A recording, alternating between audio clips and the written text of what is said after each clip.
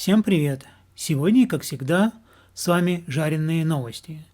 Сегодняшнее видео я наконец-таки решился сделать после того, как я посмотрел блогера Леона Вайнштейна, а также вспомнил, как Саня во Флориде покупал себе автомат Калашникова купил себе автомат Калашникова. То, что я вам сейчас покажу, с одной стороны, это новость, с другой стороны, это очень старая новость, о ней мало кто знает.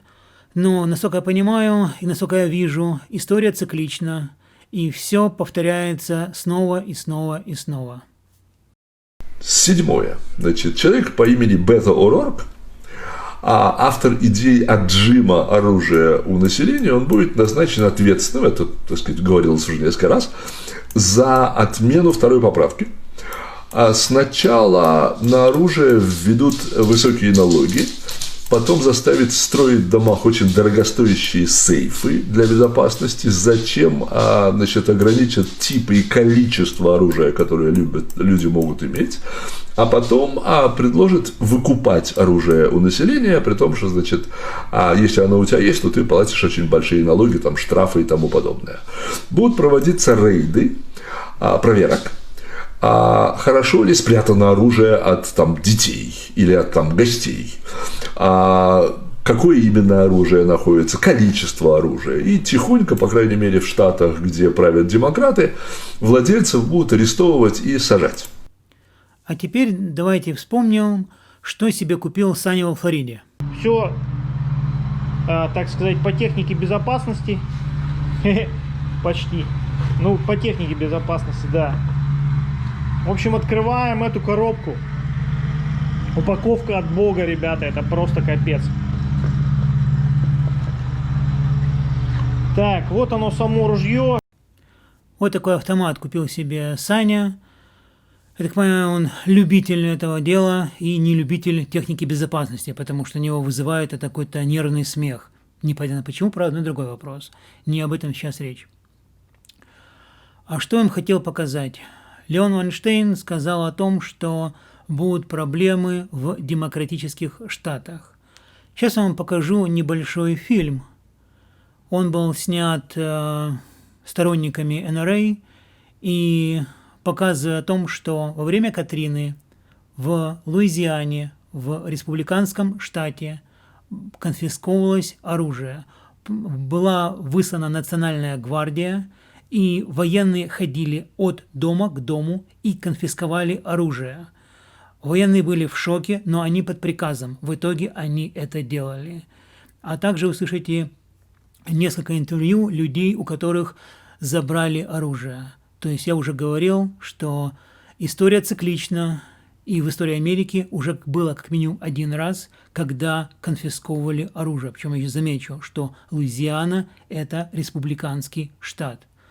Итак, приятного просмотра, пожалуйста, подписывайтесь, и до новых встреч, до свидания.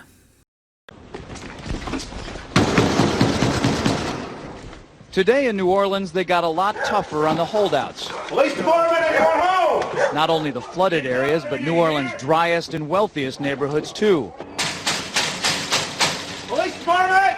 The police and National Guard going street by street, house to house. We need to make sure, too, that whenever we knock on doors, people refuse to leave, we need to make note, call it in. They say there are no orders to use force, just strong persuasion, sometimes entering open houses with guns drawn, and instructions to disarm anyone inside. You say guns will be taken? No one will be able to be armed. We will take all weapons. That happened today in this wealthy neighborhood where homeowners had armed themselves to protect their mansions. Residents were handcuffed on the ground. In the end, police took their weapons but let them stay in their homes. They were a little bit threatened because our weapons were bigger than their weapons. For many of the police and guard troops, it is an uncomfortable job to do this in an American city. This guard unit occupied a church, using it as a base camp. They had to leave a note because they could not get hold of the pastor to get permission. It is surreal. Yeah, you never expect to do this in your own country. Chris Montgomery says he'd rather be in Iraq than patrolling American neighborhoods. Walking up and down these streets, you don't want to think about the stuff that you're gonna have to do if somebody pops around the corner. Be shooting in America. Yeah. Well, I don't want you in here. We're not going to do that. I don't want you in here, period. But there's a mandatory evacuation. I know all about it. Well, Patricia Coney's protests were to no avail. They moved her out of there, and she is now out of the city. No one will be able to be armed. We will take all weapons. It was a human drama with emotions and tensions running high. Patty Coney is still trying to recover physically and emotionally. They really did a number on me. From the day police forced her from her home. It was traumatic. All of a sudden, they were banging on the front door, the side door, and the back door. They said, let us in. Patty tried to explain. She was on dry land, she had plenty of food and water, and didn't want to abandon her dogs. But it didn't matter. If you see 6 or 8 police that look like linebackers pushing you in a corner, you're in shock. I'm saying, look at all my food. I got plenty of food. They kept pushing me back, and ended up like this.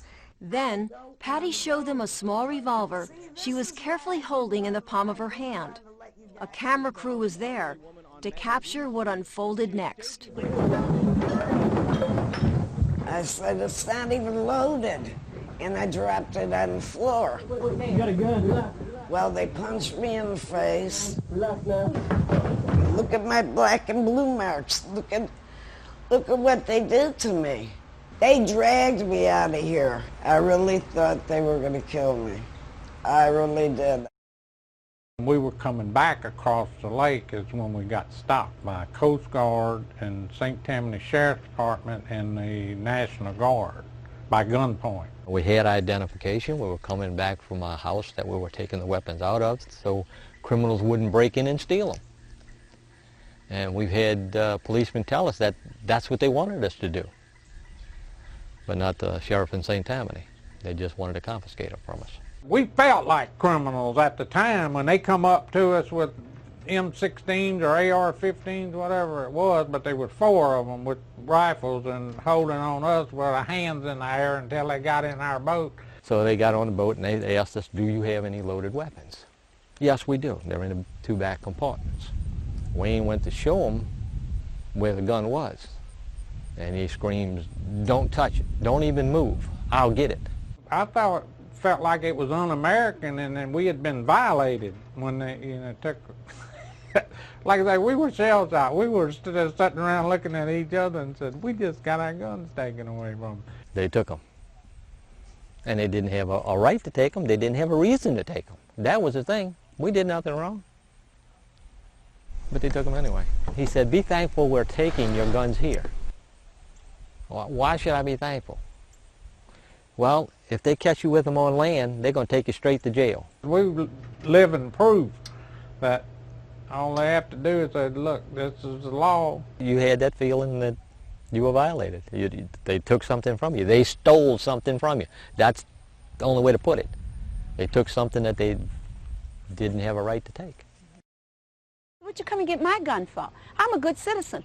Marie Galatis, a Baptist minister, faced the same story in her neighborhood. The same threats by thugs, the same lack of police. But she never once felt afraid. And I had my Bible, and I had my gun, and I knew I was safe. And I tell you what, I'm a Annie Oakley if you come fool with me or my family. I'm going to let you have it, buddy.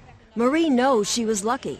She was never forced to leave home and didn't have her firearm confiscated. It's going against my constitutional rights as a citizen. But Marie remembers how upset she got when the police department threatened to take her firearm. You're letting the thugs get away with everything, and you're coming to honest, good citizens and taking away their protection, and it is wrong, wrong, wrong.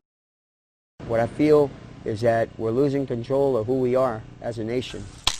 Robert Zoss was forced to evacuate when a tree destroyed both of his family's homes. Loaded with dogs, kids, people.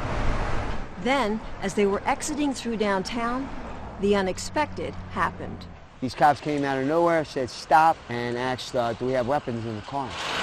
And I So yeah, I do. He said, get out the vehicle. Had us all sit cross-legged in front while they searched the vehicle.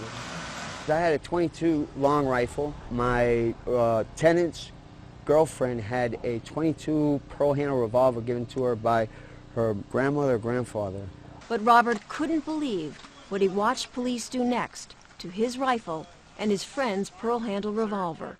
I saw them smash her gun given to her by grandmother, grandfather, just against the curb. The other things that they busted up, the .22 rifle they busted up, these were police officers that went too far. We didn't have any rights. I mean, they treated us like criminals. They treated us like if we were in a third world country. I was scared because these guys weren't doing it by the book. There was mayhem. New Orleans police did not have control of the city anymore. So the only plan they thought, I guess, was to take the guns away from the people. Heed the warning of what this was. You know, this is like Australia.